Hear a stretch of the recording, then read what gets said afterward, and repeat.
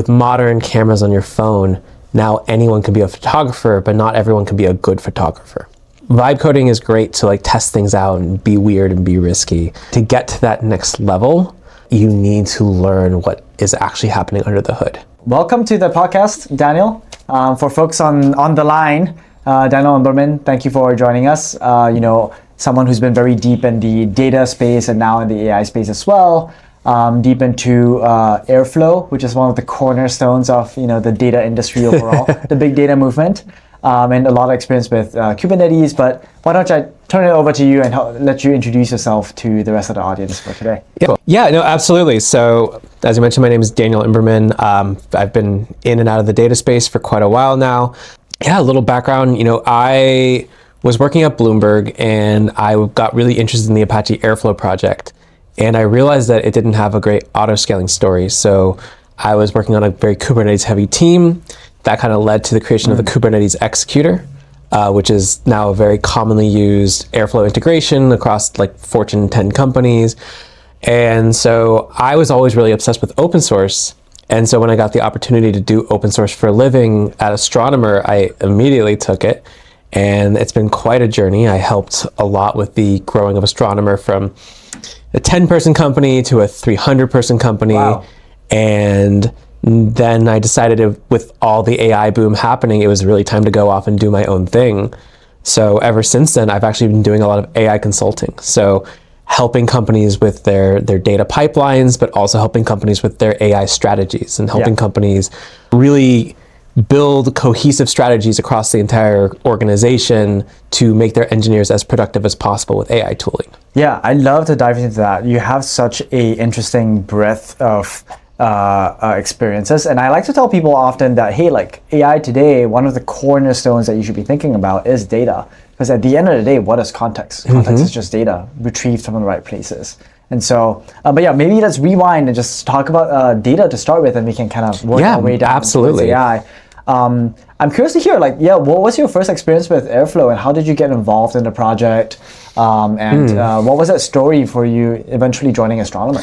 So it's actually kind of funny where I was always a massive open source nerd. Back in grad school, I was obsessed with the Apache Spark project. One of my dreams was to be a Spark committer. And when I got at one point I got an offer from a FANG company, and I got an offer from Bloomberg. And the Bloomberg offer was come work on our open source team. Come work on the team that does open source contributions as marketing for Bloomberg. And that was an immediate yes for me. So I joined this open source team, and the whole idea was how do we better integrate with the Kubernetes core team? So I joined this Kubernetes org called SIG Big Data. And the whole idea was how do we take these big open source projects and make them work with Kubernetes. So I was very close with the team doing Spark on Kubernetes and HBase on Kubernetes. And so I had to come up with a project. And so I came up with what about Airflow on Kubernetes? And at the time, as I mentioned, Airflow didn't have a very good auto-scaling story. It was all static workers with celery queues, and you'd have to provision a new worker every time you wanted to grow it up. And so my thought is, what if we could take advantage of Kubernetes auto-scaling the same way they're doing with Spark on Kubernetes, and you could just scale up and down workers, have complete isolation between tasks, and custom Docker images on a per task basis. And that's what eventually became the Kubernetes Executor and the Kubernetes Pod Operator. Yeah, no, that's really cool. I remember maybe about 6-8 years ago, really the entire industry was having this reckoning with Kubernetes coming into play, right? Spark, for example, I think was very native to environments like Hadoop and Yarn, but getting it to run on Kubernetes, I feel like you were also in the thick of that. So did you accomplish that dream of being a Spark contributor, or did you end up going down kind of more the Airflow route? I ended up going down more the Airflow route, but it's actually funny because I was helping with Spark on Kubernetes. I actually we were doing it in parallel, me and the team that was working on that. And my friends who were doing the Spark stuff did become Spark committers. Sad to say, I'm only on one of the other only Airflow. No, I'm kidding. Very interesting. Tell me more about, after you joined Astronomer, then what was kind of your work there like? Yeah, so it was actually very funny. I love to tell the story that it all started with a near-death experience. I was living on top of a massive hill in San Francisco. I was running late for a date, and I grabbed one of those scooters on the side of the street. Oh boy. And the brakes didn't work. Oh boy. And I tuck, roll, break my wrist. And all I could think was that my obituary would read, San Francisco techie dies on scooter running away for Tinder date. And I was like, I need to leave before I turn into a meme. Right. And so at one point, the CEO of Astronomer hits me up, and it's a 10-person company. Yeah. And he says, hey, do you want to work on Airflow for a living? And my one sentence response was, can I do it from Bali? Bali. And he responded, F yeah, you can do it from Bali. Right. And 3 weeks later, I'm on a flight to Thailand, and I'm like a paid open source contributor. And eventually I moved back to the Western hemisphere because time zones are a thing. Yeah. But through the early years of Astronomer, I got to be like a nomad, and I got to simultaneously enjoy that, but also get to work on a project. And like, it was so cool seeing all the people talking about their use cases. It was so cool working on a product where your customers are so passionate about what you're building that they're making contributions to your company's code bases. Yeah. It was definitely one of the funnest experiences I've ever had. Very cool. Yeah, I don't know if I told you yet. I'm actually from Singapore. So, Are you really? Yeah, Bali is, just an hour hop away. Amazing. From Singapore. Yeah. Tell me more about open source. I've been thinking a lot about this. I run a company called Eventual, and primarily we have an open source data engine that's actually most analogous to something like Spark. What's your take on open source? How do you view open source? And I'd love to dive into how you think about open source as part of a company, because oftentimes that's a tricky thing to navigate for most companies. Yeah, I've put a lot of thought into exactly that question, because I worked for an open source based company. I almost started an open source based company at one point. And my take is that when you start an open source based company, you're making a deal with the devil. It's a very Faustian bargain. You get the immediate benefit of a whole community behind you, especially if it's an Apache project or something where the popularity is kind of baked in. But then, of course, you always run into the inevitable problem, which is that Amazon like when Amazon released MWAA, they sent me a sweater. Wow. They sent me a sweater. As a slight? As a thanks for the years of work. Wow. We're going to take this and make it our own service. Yes. Here's a sweater. And they're well within their rights because it's an Apache project. We don't own Airflow. Right. And so that is the risk you take. And so if you're starting an open source based company, you have to run with the assumption that everything you make open source will eventually become a commodity. So in a world where your open source project wins, what does the world need? And so, for example, Databricks did an incredible job of this. Databricks doesn't sell Spark anymore. Databricks sells notebooks and storage and all kinds of like things that work in a world where everything is Spark based. Other companies like, I think the canonical example of it not working out is actually Elastic. The ultimate taking your toys and going home is to like take your open source project, fork it and close source it and leave. Any situation where AWS comes out as the good guys is not a great story. It's not a good commercial story. No. Sure. Yeah, I also remember another story, not open source related, but similar in nature when Snowflake, I think, first started. They were really struggling to go to market actually with the story of a cloud data warehouse. And people didn't quite understand, why would I need a data warehouse in the cloud? And apparently it was when Redshift came around and people were like, oh, like that's why I need one. And Snowflake itself started taking off. And it was interesting to see that interplay come to fruition. So in that case, like the Amazon equivalent almost like made people normalize that's so funny. It's really interesting. And another anecdote I like to share with people is actually I've gone on the Databricks.com, like the website, and I've Control F for Spark. It no longer shows up, which is kind of mind blowing to think about, right? So there's other reasons behind that, which is like Databricks doesn't own Spark, Astronomer doesn't own Airflow. Right. Like Astronomer couldn't sell Airflow by Astronomer. Databricks can't sell Spark by Databricks. Like the Apache Foundation owns those. And that's the other thing is like, it's one thing to have an open source company. It's another thing to have an open source company where the open source project is owned by a foundation. Right. So you don't get a lot of the branding. Like I think there have been open source companies where I think like Chef was an example, like where like I want to say it was Chef, something like in that same space where you could take the open source code and like run your own version. You just couldn't call it Chef because Chef owned the name Chef. I see.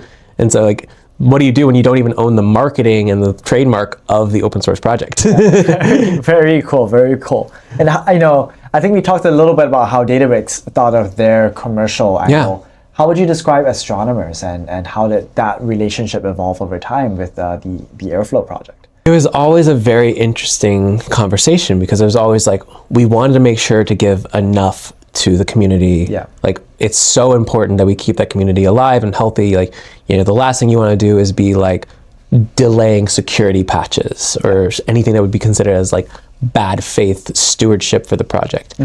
And you also wanted to make sure to have enough proprietary special sauce because the cloud providers will always do it cheaper because they own the boxes. Right, they own the boxes. I think that it was always a very important thing to do right by the community. And every time you came up with a feature, really ask like, is this a feature that is a core part of Airflow's core thesis, or is this something that like should be like unique to us? Yeah. And I mean, like that's the same conversation every open source company has, and it's such a delicate balance. Yeah, you've obviously given this a lot of thought. I wonder if you have any open source examples that you come top of mind for you in recent years.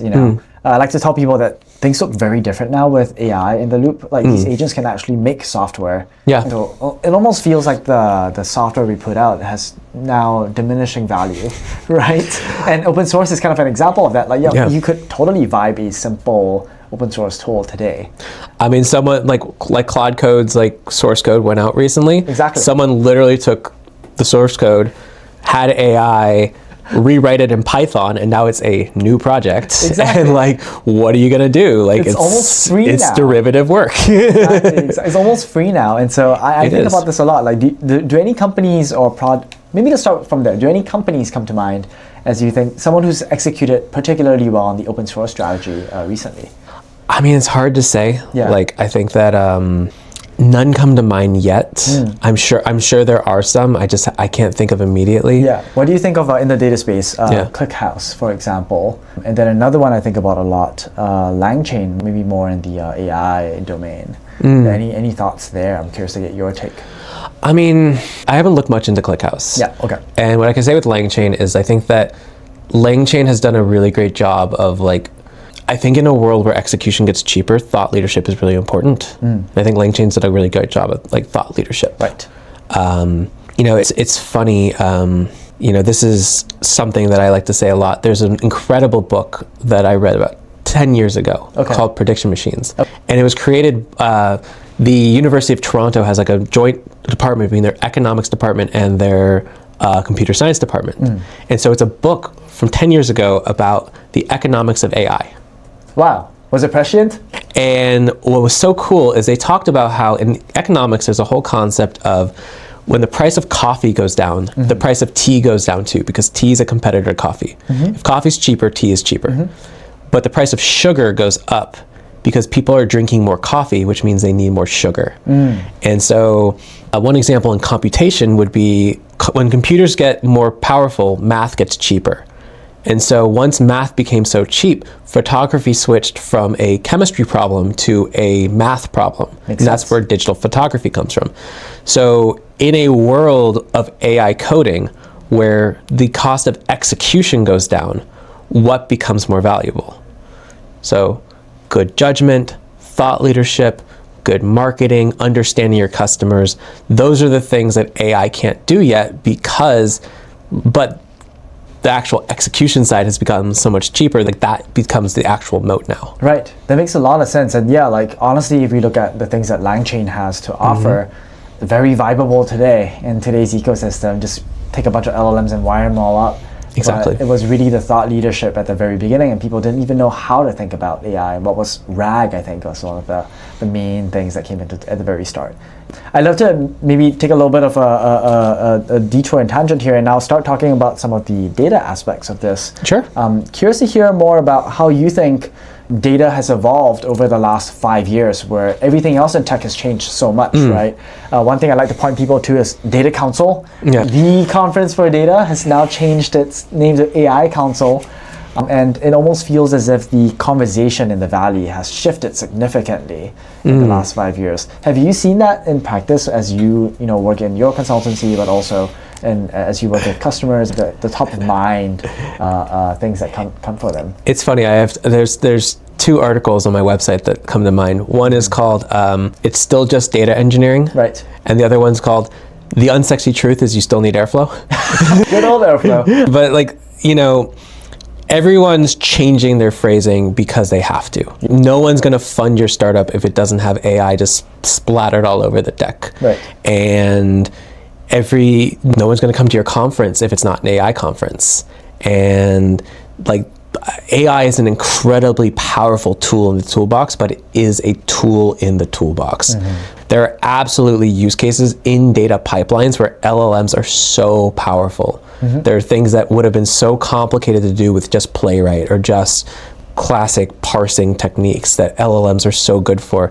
But good God, please still do good fundamentals of data processing. Yeah, I think we just talked a little bit about how data has changed from 2020 up to today.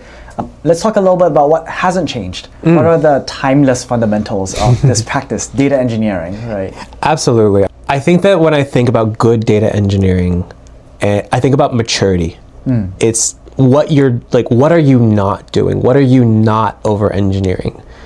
So sometimes you ask the basic question, does this need to run once a day? Does it need to run 100 times a second? Right. Those are 2 completely different architectures. And if you build something that scales to the moon, but you're dealing with megabytes of data, you have wasted a lot of time and money. Right. I think another one is kind of really optimizing all right, what are the actual requirements of the customers? What is the budget? Being able to ask questions early and ask the right questions and being able to listen and understand the answer, understand the responses you're getting from the internal or external customers, because sometimes your customer is another team within your company. That is something that is so still fundamental and has not changed in any way. And if anything, it's more important now because the AI will gladly build you something overcomplicated if you ask for something overcomplicated. And you won't recognize it until your bills are way off from what you were expecting them to be, that the AI made fundamental architectural choices based on your incorrect understanding of the problem. That makes sense. And so I'm hearing really 2 main things. One is scale. Be really good at understanding what scale necessitates what kinds of technology and approaches and architecture. And the second is product and product taste. Be able to understand, still be a really good customer-facing engineer and understand the requirements and be able to gather that. And I think that that's all the more important than it's ever been. One of my takes on the modern age is now everyone's a staff engineer. It used to be that the junior and the seniors could just kind of take a ticket, do a ticket, take a ticket, do a ticket. And the staff and the principals were the one who had to talk to product, talk to customers, understand deeply how the product works. And now that's all of us. Yeah. How does one make that leap then from new grad to after graduation? And what does that look like for someone just coming out? When I graduated, I had the liberty of being able to take my time learning Docker, learning CI/CD, learning how to work in a team, and infrastructure deployments and all of that. It feels like everything just been compressed, and I don't know if you have any thoughts on. You're asking $1 million question. Yeah. Because a lot of the work that used to be the junior work is now the most easy work to automate. So for example, it used to be that when someone wanted to get involved in Airflow, my immediate first thing to say is write documentation. We will love you if you write documentation for us, because that's the thing we don't want to do. It's the easiest way to get involved in a project. Now that's one Claude prompt. And so it's a hard question, and I think the honest answer is that we need to fundamentally change how we teach engineering from the ground up. That makes sense. And also, I'd love to touch on a little bit of this idea of like intellectual laziness. I felt myself going down that route as I've used Claude to write my code. Do you think that affects people's ability to learn complicated systems concepts today, given that these AI systems are just taking over, helping you with everything end to end, basically? So I think a lot of people had that same view when Google first became popular. Because it used to be that you would have to read a book on C++, read a book on Linux architecture, and have all of that in your brain, and that was what engineers had to do. And then suddenly you could Google things, you could go on Stack Overflow, and like, it didn't make you lazy, it made you change how you fundamentally worked. You stopped being an information retention system, and you started being an information retrieval system. And now it's one step further where the information retrieval has been automated. So now what you are is an arbiter of good judgment. And so I think that in terms of intellectual laziness, you could vibe code something that looks like it works or that kind of works, but you could also vibe code a mess. Like at one point I was building a cybersecurity product and I used Lovable for the front end. And Lovable was putting the authentication tokens in local storage. Fun. And for those who haven't done front-end work, that means that any other tab in the browser could take the authentication and pretend to be the user on my cybersecurity products. So not a great time for anyone. And so if you don't know, you don't know. Yeah. So now your job is to know, and frankly, it's a harder job. It's harder to detect when AI has generated something bad versus writing something bad. That makes sense. It's almost like the unknown unknowns are so dangerous now, where at least if it's a known unknown, you can go like, okay, this is an area I need to be wary of, and maybe it requires some artisan code. Exactly. But the unknown unknowns are just like, if you don't know and you're trusting the AI, like it might just kind of go off the rails there. Exactly. So if anything, you need to have a deeper, this comes back to everyone being a staff engineer. You now have a team of very ambitious junior engineers who are very confident that they're right. That's a hard thing to do. Yeah, I'd love to maybe dig a little bit there and like just within the data space, right? Given that, I love talking about data, I love talking about kind of like AI. What are some of these common pitfalls? For web, for example, one common pitfall I'd say, we have an internal saying in the company, friends don't let friends vibe off, right? That's one part of your, app, right? Do not vibe that. Are there any similar things you see in data as being like, yes, do not just fully trust the AI in this respect?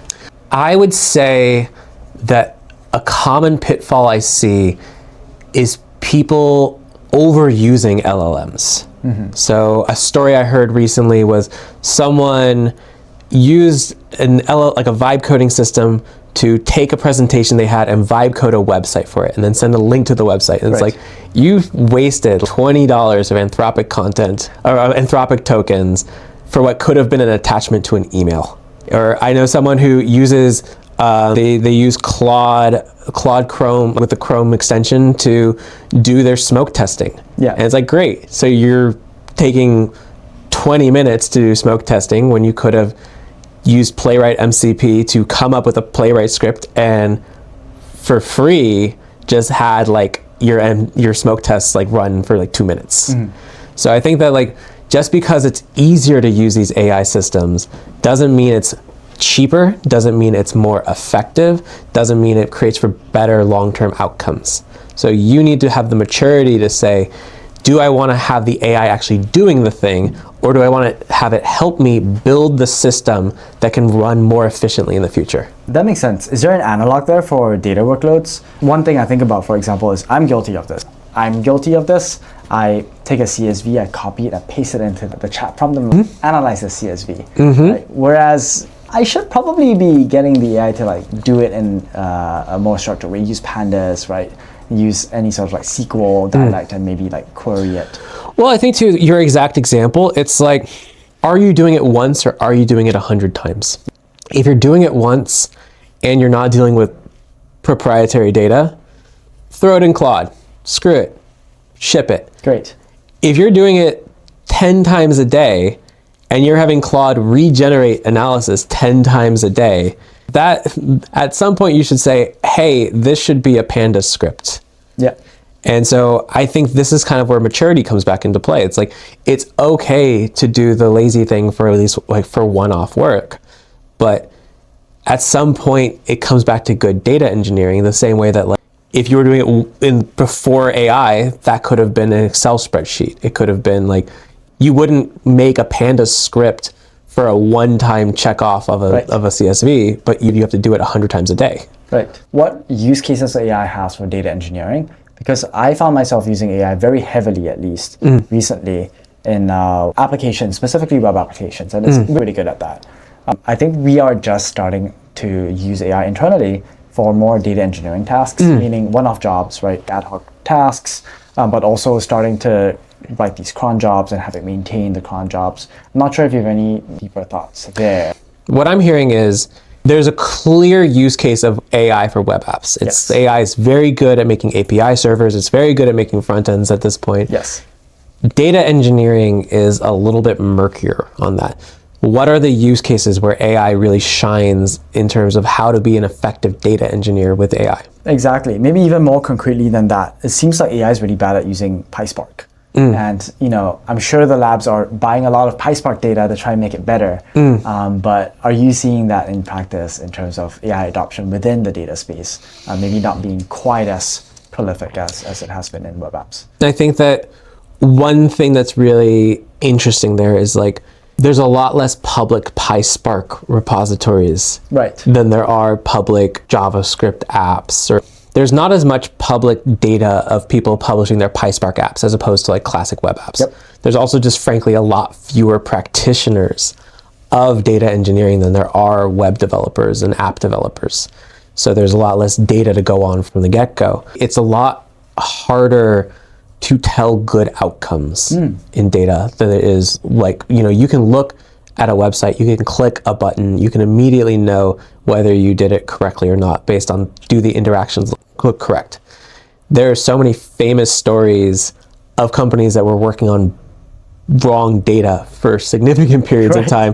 Lyft comes to mind, and that's really scary. It's like if you let an AI go wild and make your data pipeline and you don't know it's in your data pipeline, you could be sending incorrect reports to your C-suite and they won't even know. AI coming in more on the data side, I think that it has to be niche the tool you're using, the more you have to watch very closely, because it's just not going to work as with classic app development. That makes a lot of sense. I'm not sure if you read, and we don't have to go down this route if you haven't, did you read the data agent blog post from OpenAI when they pushed it out? I have not. They built this agent that basically like crawls Slack and all your schemas and all your query history and all of your Airflow code and all of your DAGs to just really understand the layout of your data warehouse. And then now it can then power and be a fully fledged, I guess, co-pilot, data analyst. Are you seeing that in practice with some of the work that you're doing, which I'm sure ties very deeply with data and AI in your consultancy? You're seeing the start of it. Right. I think that the tricky part there is to make something like that work, you have to have your house in order already. And so many companies, even very mature, established companies, do not have their house in order in terms of their data. So I think that what I'm seeing a lot of is I'm seeing a lot of companies hiring housekeepers like myself to come in and clean things up so that these data tools can work. Right. Because, even if the OpenAI data agent knows where everything is, if the permissions are a mess, or if it's across multiple clouds, or if there's just all kinds of political or physical reasons why it can't easily access everything, it's not going to be able to do its job. That makes a lot of sense. And I guess when the housekeepers come in, what are the common pitfalls that you've been seeing? You mentioned a few, I guess, your data's in different physical locations and political boundaries. What do you find yourself doing cleanup with the most? I find myself seeing a lot of companies that have been very successful with varying levels of older frameworks or varying levels of kind of disjointed frameworks, and it was perfectly fine for a very long time. And now they have a true positive use case Because usually, things like data engineering and infrastructure, they're seen as cost centers. They're seen as like negative spend. And now suddenly, if everything you're doing can be turned into AI tools for your customers, it's now a positive cash generator. And now there's a lot more interest in how do we get our house in order so that we can actually get those positives of creating custom chatbots based on like each customer gets their own unique chatbot or something like that. That's super interesting. Let's talk a little bit about that, because I resonate with that a lot, where, in the past, the story around data companies and data startups usually tended to be like, we run things cheaper, faster, we help you save costs, and that was the pitch. Are you seeing that changing, and now data is now more top line rather than, the conversation's more about revenue than cost saving for startups that try to do data? I would say if you're running a data startup, you should be changing your marketing around that. Like that would be one take I have, is at least from the customers I'm seeing, you're starting to see the customers recognize that here's an opportunity for us to create new features and new product lines and new revenue generators based on our data. So if I was running a data startup right now, that would be the marketing tact I would take. Very interesting. Are you seeing anyone successfully making that transition from like, oh, we make things faster to, oh, actually we enable all these new AI use cases? Anyone come to mind? I haven't seen it yet, but I think you will start to see a lot more of it. I think that I would take all the major data companies and I would start just keeping a close eye on their case study pages. And I feel like you're going to start seeing more case studies of positive versus like cost saving. Makes sense. I know one that comes to mind for me is Airbyte. Their page now actually has something agents on it. I think everyone's kind of really trying to angle in that direction. Kind of along those lines, is AI for data maybe just text to SQL, or is there something more than, I think when the AI wave first started, there was a whole wave of people trying to do text to SQL, right? Do you think that's kind of the be all end all, or like what's next for, AI within data? I think text to SQL is a huge one. The idea of like being able to talk with your data directly, there's lots of companies in that space. That's definitely something that's gaining a lot of traction. I think that one thing you're going to see a lot more of is complicated transformations, things that would have been really painful in the past. And this kind of comes back to AI being a good tool in the toolbox. I think there are certain things where you have old data sets that are fuzzier and it's harder to categorize them, and LLMs can kind of be like the sorter or the transformer to move those into formats that fit with a lot more of these modern data systems. That makes sense. I guess like maybe framed in a different way, like data on the bronze tier is usually fairly dirty and messy. Exactly. And it turns out LLMs are actually fairly good at combing through all that messy, unstructured data to then actually make that useful and refine it over time. Exactly. That's actually been a thing I've done for clients in the past, has been exactly taking bronze level data, passing it through, making LLM, like doing all as much pre-processing as possible so you're not sending thousands and thousands of dollars to Anthropic, but like pre-process, pass it through an LLM, get that cleansing, turn it into like an actual modern data format, and then passing it into a data lake where now it can be the backend where you could pass it into a vector database. So it could be the backend for a RAG system, or it can be passed into a data lake. So now you can be doing large scale processing on it. Let's talk a little bit about vibe coding. I hate the term vibe coding because I think it reduces a lot of people down to not taking their professional work seriously. But I'd love to hear your thoughts on vibe coding, and also how does someone go beyond vibe coding? The word vibe is just so unhealthy for us, right? Because it means that you're not taking it seriously. But how does someone go from like vibe coding to almost like you're a professional programmer and you're able to like actually chart that trajectory, career path for yourself? Yeah, I mean, I'll first say that I'm actually not anti-vibe coding. I'm loving some of the business models and risks people are taking that would not have been possible in the past. One of my good friends, she's a therapist, and she just released an app, and the app is you write a love letter to your future partner, and then you have matching based on whether you like someone's love letter. And that would never have existed before vibe coding. I think that it's amazing that it's lowered the barrier to entry, But the way I would describe it is, with modern cameras on your phone, now anyone can be a photographer, but not everyone can be a good photographer. And if you're gonna have like a picnic, you're not gonna hire a professional photographer. But if you're having like a wedding, which you only have once in your lifetime, you're gonna want really good photos taken. Yeah. So I think that, vibe coding is great to like test things out and be weird and be risky.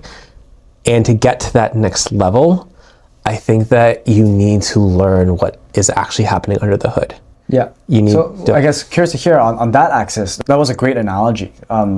For someone who's exploring a career to become a professional photographer, the analogy is a professional programmer, a professional engineer, what is then that difference between someone who maybe is using coding as more of a one-off, like hobbyist application building tool?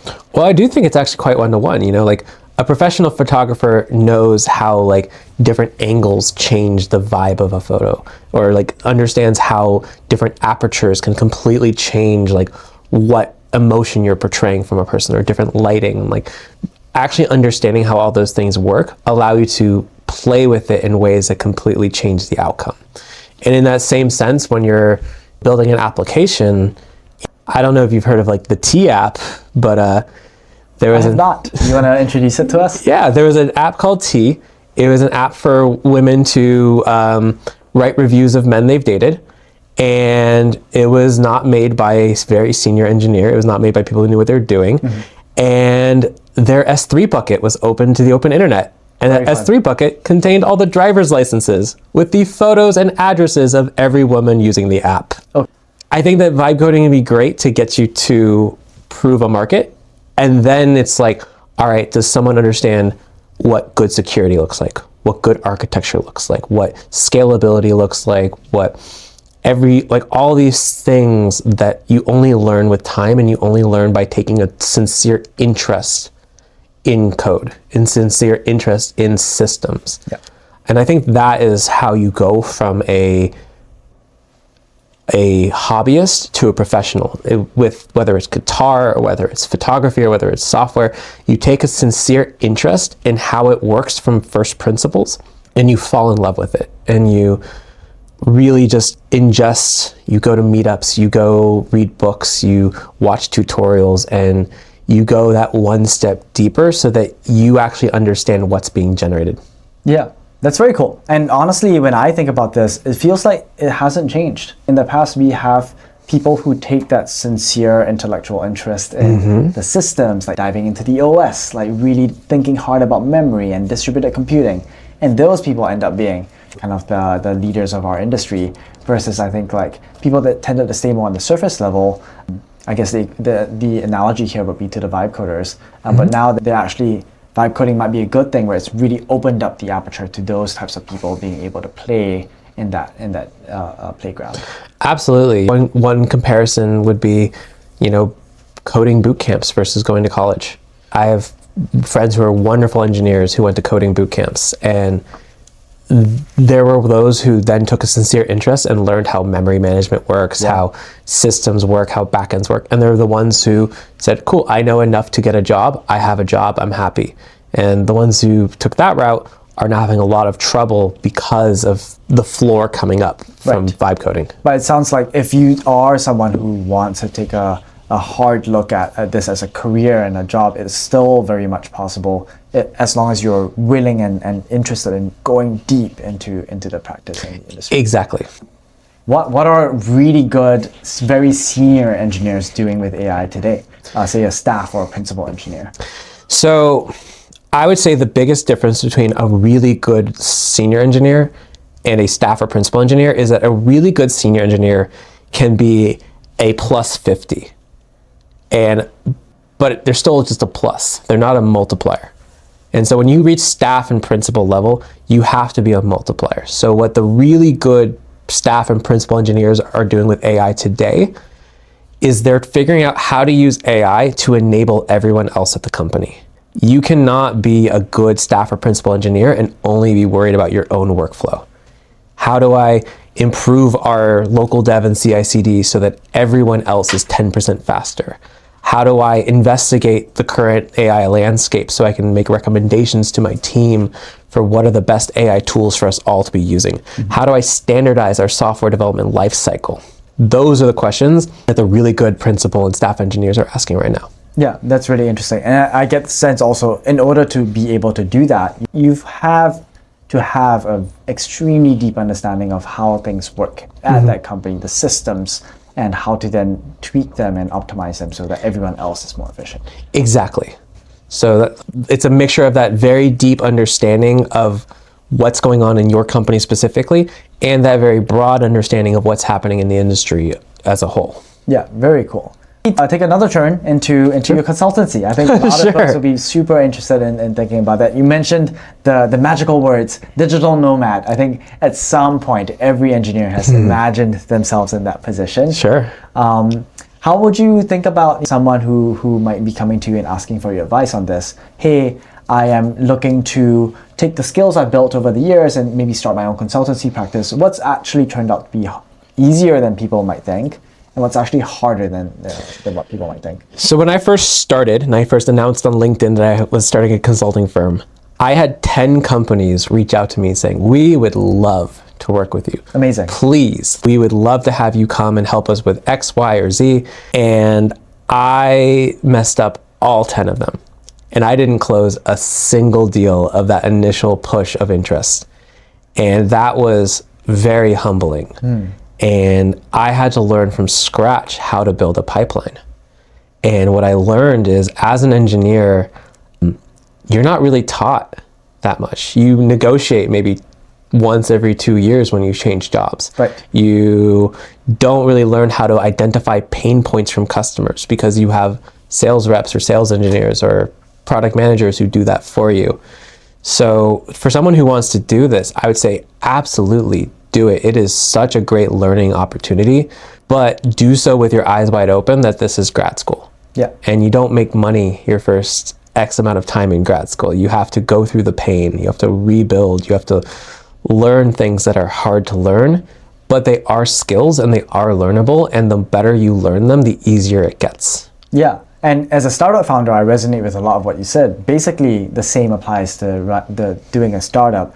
I think I'm very curious to hear your thoughts on this. What's the difference maybe, and I know you've considered it, starting a venture-backed tech startup versus maybe running your own consultancy, and what are the considerations there? Yeah, I mean, like one of my spicier takes is I do think that a lot more people should start their own services-based business before they start a venture-backed startup. Because I think that when your first foray into business is raising like a couple $1 million and like immediately having an entire staff and a runway and all that, it kind of warps an understanding of the fundamentals of business. And then you end up paying a lot of equity to accelerators or paying a lot of equity to others who are basically just teaching you basic sales. And they're teaching you how to identify customer pain points. They're teaching you how to like do things that as a consultant, you end up having to do a lot. Like, and when I say consultant, I don't mean go work at Deloitte. Start your own consulting firm, build your own marketing pipeline, build your own sales pipeline. When you hear that so many startups fail, I frankly think a lot of them fail because the people who start them have never started a real business before. That makes sense. Would you be able to start a consulting firm if you were a junior person coming out of school, or do you actually have to have built a bank of maybe both the skills and also the network to do it? I would say build the skills first, 100%. If I was starting my career specifically thinking that I wanted to start a consulting firm, I would work at the sexiest FANG companies imaginable. I'd get your OpenAIs, your Anthropics on your resume. I'd get as many credentials as possible, and then I'd go into it. I think that if you try to do it as like a junior, you have to convince these clients that you can do a better job than the staff they have on staff, or that you have seen this so many times before that you can come in and do it faster just because you are an expert on this topic. You can't do that without at least like a decade of experience. Yep, that makes sense. And curious to hear, how did you learn sales and call it product management and all of that? I found an incredible mentor. His name is Dan Gwalter. He's been a fractional CTO for 20 years and he found me on LinkedIn. He commented on one of my posts. I booked like a free half hour with him, and I was actually testing his sales by seeing how he would sell me. And the thing that really sold me on him was a lot of coaches will be like, hey, I'm this much per hour, like we can book weekly. He's like, this is my fee. You get unlimited access to me until you are happy. And that was really mind-blowing to me, because I was like, wow, this is a really great way to align my success with your success, which taught me a lot about how I engage with my customers, which is like, how can I make sure that we are fully aligned? How, like, I do enablements. I don't just come in, do a class, and then leave. It's like, I come in, do a class, and then I will stick around until everything we've talked about is implemented. And that creates such a different, well-aligned conversation. So yeah, like honestly, if I was anyone starting out, find a coach, but find a coach that like really speaks to alignment and understanding of what you're trying to build. That makes sense. I'm curious to hear a different angle on this. What's the lifestyle like? Lifestyle differences being, in the past, you've worked for companies predominantly. What's the lifestyle like now being your own boss and also having to run everything from GTM down to engineering, down to implementation? It's a lot more hustle. It's a lot more hustle. You know, when you're an employee, like you wake up, you're given the thing to do, you do the thing, you get your paycheck. Instead, for me, I fight for every dollar I get. And I love it.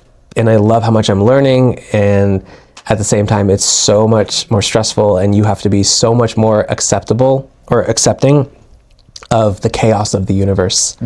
I might book a client, and that one client pays for the next 2 months of my lifestyle, and then I don't book anything else for a month and a half. And like, you have to be okay with that. You also have to get so good at dealing with rejection, because when you have a stable job, you don't deal with nearly as many. And yeah, so I like to define it as a spiritual journey.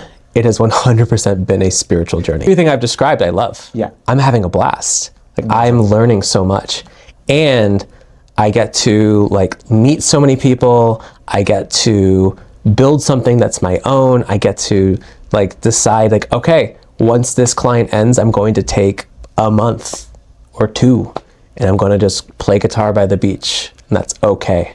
And I'm in complete control of my life, and I'm learning all these skills that I would never learn working a 9 to 5. Instead of hoping that I get a slight raise a year from now, or hoping that I like get a title bump a year from now, everything I build is through my own sweat and my own skill and my own like ability to understand the pain of others and frankly help people. Amazing. It's almost like the North Stars are so different. If you're in FANG, like you said, the North Star is usually like, how do I get to L5? How do I get to L6? And that almost occupies your entire career, your brain in the career.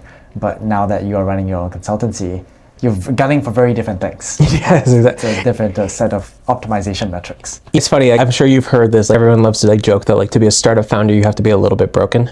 Yes. Like, you have to be a little bit delusional.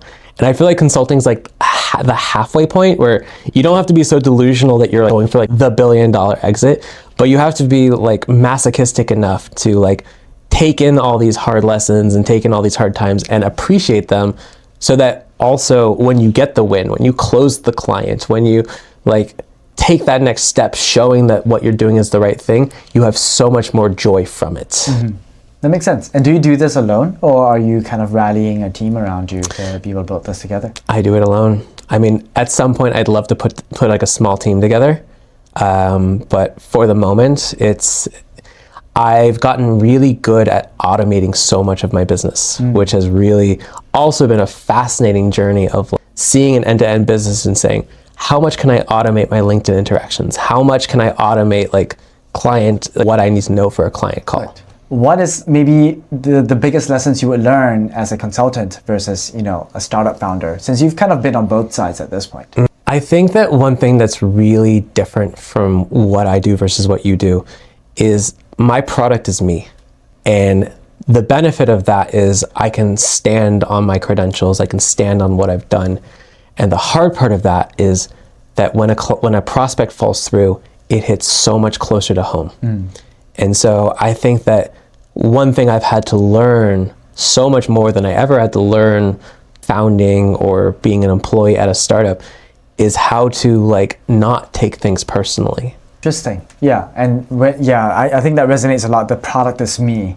And honestly, that's also, I would say, very analogous to the very early stages of a startup, a B2B startup usually. B2C, I think, is a whole different game. Sure. But B2B, yeah, you go in and you have to sell yourself and sell why you are the people for them to partner with in the absence of a product almost. You've made a very interesting transition from a place like Bloomberg, a lot bigger with teams, into somewhere a lot smaller like Astronomer.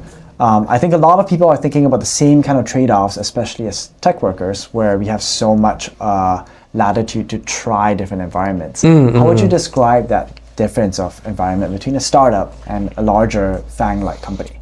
I would say that there's such different skills to thrive in each of those environments. Back when I worked at Bloomberg, you could always tell who had worked at a startup previously versus who had done their entire career at major corporations. People who do their entire career at major corporations are really good at navigating bureaucracy and wiggling through the maze. They know exactly who to reach out to get a resource, to get something working, and they're really good at that. But there's kind of this like lack of like that scrappiness. And I think that when you're an early stage startup, if you're someone who's good at wiggling bureaucracy, there's not that much bureaucracy to wiggle through, but there is a need to be a self-starter. I was working as a fractional CTO for a company and we had to fire our head of marketing. And the CEO just calls and said, "Hey, we fired X." And I was like, "Oh." And he's like, "Yeah, he wasn't a self-starter." And I was like, "Yep." And that was exactly it. Like when you are at that early of a stage, when you're a large company, you have to ask permission for everything, or you have to be so careful what toes you step on. And when you're at an early stage, it's the exact opposite. If you wait for permission, if you wait to make sure that it's okay by everyone, nothing will get done. You have to be such a self-starter. Yeah, that makes sense. In a bigger company almost, you learn how to do it really effectively, but you learn how to work inside of a box. Exactly. Right, and in a smaller company, you always have to learn how do you just like destroy this box altogether? Yeah, that makes sense. Oftentimes a lot of these teams though come and tell you as you're joining them, "Hey, we're a startup internally," right? Like, I think especially the labs today, they'll come and say, "Hey, we're a flat hierarchy, like everyone gets to do anything." What do you think about that? Having kind of already worked in environments like that. And honestly, with Bloomberg, the team you're on is probably most analogous to that, right? Because you were operating kind of with the open source and having a lot of autonomy there. But when a company comes to you and says, "Oh, we're a flat hierarchy, we operate like a startup internally," is that something that somebody should believe and run into, or are there caveats to that statement? I think that sounds like a great way to have 3 teams doing the same project at the same time. I think that when you reach a certain size, it's okay to have hierarchy, because otherwise you're going to end up with like fiefdoms and battles and like just all kinds of nastiness that can arise from that. So I would be very wary of a company that says like, "We're like or worse, we're a family." I resonate with that one. Interesting in my own startup journey. I started off that way. I was like, let's think about startups as a family. And I think over time, I've really come around to this idea that no, it's more like a sports team. That's a great, yeah. In a family, you have unconditional love, which you cannot have in business. Thanks for dropping by. Thank you so much for having me. Conversation. Yeah, really, really fun.